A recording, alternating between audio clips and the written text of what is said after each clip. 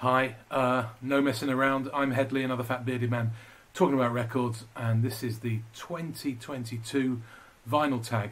As I said, I'm not going to mess around because, knowing me, if I waffle, this is going to go on for hours. So, here we go. So, bearing in mind, I am at my mother's. I'm not going to bore you with my my trials and tribulations, but suffice it to say, I don't have all my records with me. I have some because I'm moving in. And I've had to pull some records from my mother's collection. I think you might be able to work out which they are. Okay, so first of all, favourite album purchased in 2021. Now, I did a video with John, 6-inch pianist, 319, and I showed a load of records that were my favourite. That wasn't new stuff. This was new this year. This is Bella Fleck, My Bluegrass Heart. Brilliant, progressive bluegrass, really interesting. It's got a host of stars and musical wonders all playing on it. If you haven't heard a bit of Bella Fleck, it has a jazzy, bluegrassy feel to it. Brilliant record, a double album. In fact, the CD and MP3 is even more tracks than you get on here. So, yeah, Bella Fleck, My Bluegrass Heart. Favourite record of the year. Album by the first person you saw live. Well, the first person I saw live, I have a really bad memory for these things. Not quite sure why. But the first person I can really remember ever seeing live was when I was a Cub Scout and we went to the Royal Albert Hall and I saw Rolf Harris. And I think, considering what's gone on more recently with him, I don't think I'm going to show a record by him. Besides which, I don't have a record by him. But anyway, Rolf Harris. Sunrise early in the morning. Okay, album by a duo. Here we go. This is Gene Clark and Carla Olson. So Rebellious a Lover. Carla Olson from the Textones. Obviously, we all know who Gene Clark was. But this is a cracking return to form for him, really. This was late 80s, early 90s. 87. And his previous solo albums were not great. This is great. It's got a bit of that sort of cowpunky, almost an alternative country thing going on. Brilliant. Love the matching tops as well. Okay, what's next? Album in the shrink. You're really lucky that I actually have one. It's because I bought it recently, and it's I got it cheap. It's Lamb Chops, not their latest album. This is what I wanted to tell you, and which is in its shrink wrap. Or at least it was in its shrink wrap. There we go. That's gone. So yeah, great album. Yeah, interesting. Got that electronic stuff that they started doing. That's Kurt Wagner. I've never seen him without a hat. I don't know what he's trying to say with that. Anyway. Not in the shrink anymore. Concept album. This is an interesting album. This is by Mary Jo Theriot, or Theriot. Mary Jo Theriot, French-Canadian. This is called Chasing Liddy, a song heading west. And it's a kind of a travel log. She found out about her great-great-aunt, who was called Liddy LeBlanc, otherwise known as Lee, who moved to Massachusetts, emigrated to Massachusetts, and became a sort of a club singer, singing on the stage. And so this is Mary Jo's kind of fictionalized travel log, trying to find her and think about who she is. I have some recordings of her. It's kind of got different sort of styles of music. It's got, annoyingly, it's got crackle put on to make it sound like it's all sepia and old, which you keep thinking, is that my record? So yeah, that's a concept album. Lovely stuff. Album you've not played yet. As I said, I'm at my mother's. I've played all my records because I have a tendency to do that. You know, I buy them and I listen to them. But this is in my mother's collection. This is The Silky, Sing the Songs of Bob Dylan. I think it's from 1963 or something. Oh, no, it can't be, because it says they first came to the scene in 1965. Also, it's got later stuff from his career. Anyway, they were managed by Brian Epstein, apparently. All met at Hull College. and I have not listened to that. Whether I listen to it now, I don't know. I might not.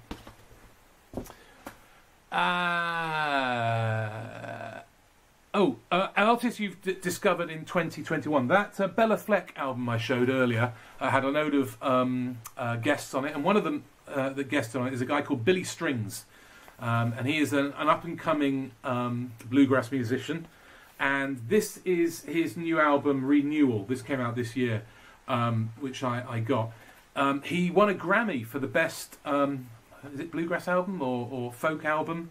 And with his previous one, which is called Home, which is strangely for a Grammy album unavailable. There he is. Lovely, great. Again, kind of very much in the sort of in the same sort of vein as Bella Fleck. It's a progressive bluegrass. The other one even has sort of psychedelic tinges, not quite as much as his previous album, but yeah, good person I've discovered this year. Billy Strings, a live album. Here we go, Rick Nelson in concert. This was recorded in 1969, and this is basically as he started to go country rock. So this is an important record for the sort of history of country rock, because he's one of those figures that doesn't really get his due. A really good record. It's got Randy Meisner, who had left Poco to join him, and then went on to join the Eagles. It's also got Tom Brumley playing steel guitar, and the band that would back him would become the Stone Canyon Band. But yeah, a really, really, really fine live, great band, country rock record. One day I'll do some stuff about Rick Nelson, because he's great. An album from a different continent. Annoyingly, most of my world music, in fact all of my world music records are at my house, not here. So I'm going to show a record from North America. This is the Shootouts. I bought this recently. It's kind of a retro-y, twangy country. Nice stuff. Anyway, that's from America, another continent. Album with a price sticker on the cover. Here we go. Charles Aznavour. This has a price sticker there. And interestingly, I don't know if you'll be able to see it. You probably won't. It won't focus. Interestingly, it's actually... He's French, obviously. And actually, the label's French. So it's $1.95. So I assume that would be 1 franc 95 centimes. Yeah. My mother's record. Yeah, you guessed. I haven't listened to that one either. It does start with, it's got She on it, so I do know that. She have a face I can't forget. Punk or new wave album. Not many of those, especially not here. This is Plexi 3. It's more of a sort of a power poppy, sort of poppy punk, but you know, I mean, it's certainly not the Dead Kennedys, but it's certainly a punk record. There you go. So that's the Plexi 3, Tides of Change. I think they're from Milwaukee. I might be wrong. Box set. Obviously, I've got a couple here, but I've shown you them. You don't want to see the Bobby Darin box set. I've shown a couple of times in my my collection of country box sets. So I thought I'd have a fish around at my mum's place and see what we can find. And to be fair to her, neither of these are hers. Anyway, I found two. A Jim Reeves box set. Not that my mother likes Jim Reeves. I think this is actually my fault. I think this came with a collection of records that I bought that I dumped at my mother's. So that's a Jim Reeves box set. I'm actually going to give that a listen, because I like some high church sort of Nashville sound. So I'm going to give that a go. And the other one I found is called Pomp and Ceremony. Lovely plasticky kind of thing. And this is it the Reader's Digest? Yeah, Reader's Digest. And this is military bands and stuff like that. Again, I have no idea why we've got that. My mum and dad certainly didn't like military bands. Anyway, there you go. Couple of box sets.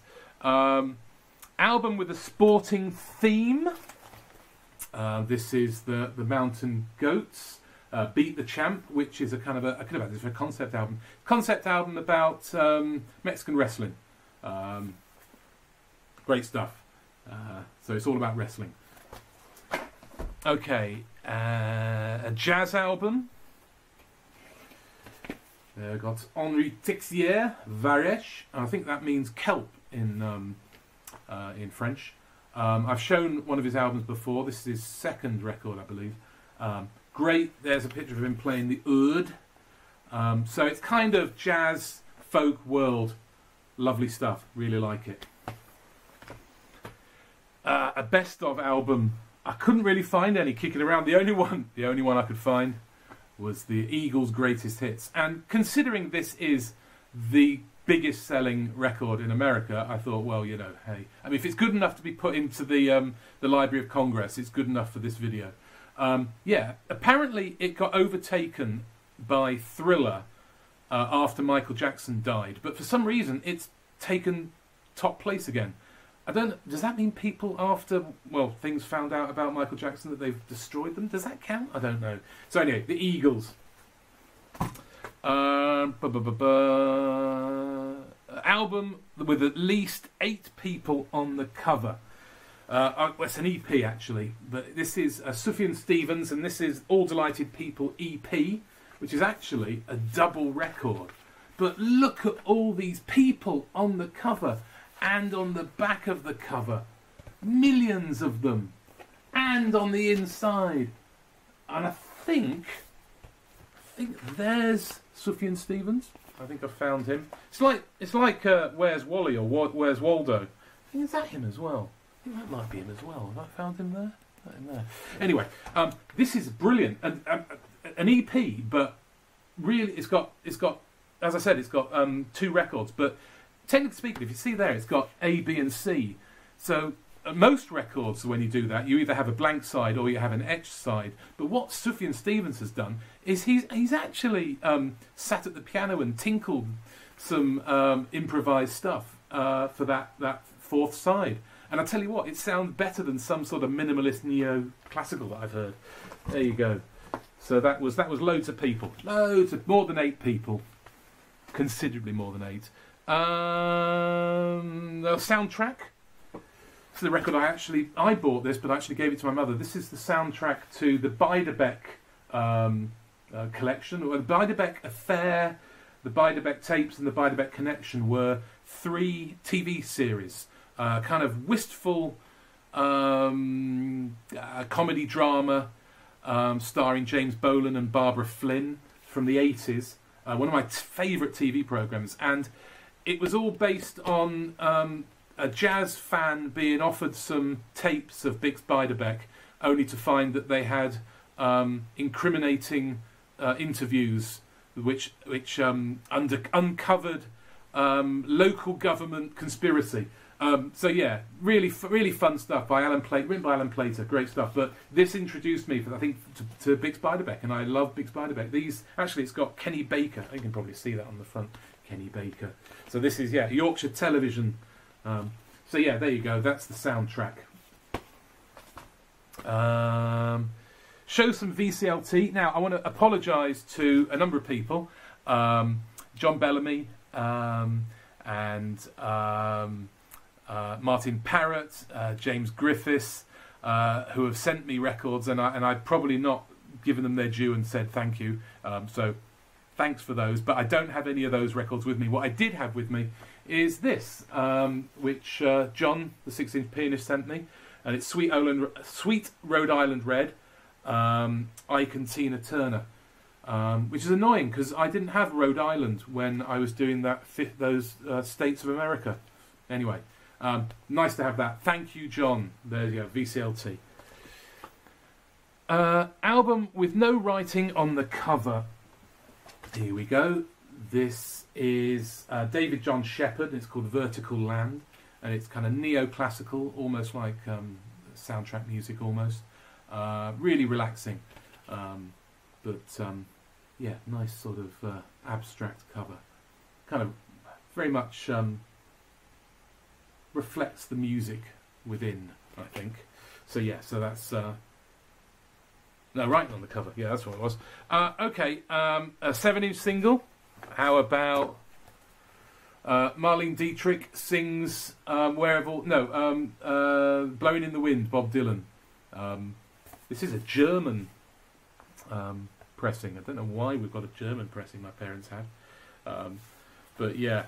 Apparently, the orchestra is Burt Bacharach's orchestra. I'm not even going to try and pronounce any of the German, but yeah, Marlena. I think didn't she have a hit with Where Have All the Flowers Gone? I think that was her big hit. I say big hit. Yeah, it probably was. Anything can be a hit in the UK anyway. So there you go, Marlena Dietrich. A coloured vinyl. Could have had this for the 7-inch. I found this. It was kicking around at my mother's. This is Blur Song 2 7-inch. Lovely purple. I subsequently found that this is quite an expensive record these days. Annoyingly, it's quite warped. So yeah, I don't know. Can you sell a warped record? Maybe. So yeah, there you are. Coloured record, Song 2 by Blur. And finally, an album from 1982, and this is another one of my mother's. This is Gary and Vera Aspie, who are this is from 82, and they are a kind of a folk duo. I could have had them for my duo as well, actually. And I think no, I thought it had a price tag on it. Doesn't. And they're from Wigan, certainly from what used to be Lancashire, but is now probably part of Greater Manchester. Yeah, it's a collection of serious songs and then comedy songs. You can tell from the cover, really, it's going to be comedy songs. Of course, they came out of that sort of 70s folk circuit that you get people like Billy Connolly and Mike Harding and people like that, where they start to do comedy as part of their routine. Richard Digance as well. So yeah, there you go. Gary and Vera Aspie, another one of my mother's records. You couldn't have some of these. There's a track on here called Slag Alice. I'm not sure you could have that anymore. And The Phantom Flasher, a comedy song about a man who exposes himself to ladies. Excellent. That's what you want. 1982. There you go. That was my 1982 vinyl tag. That'd be interesting. Someone should do a 1982 vinyl tag, a retro tag. Okay. So yeah. So thank you very much for watching. I hope that wasn't too tedious and horrendous. Bye bye for now.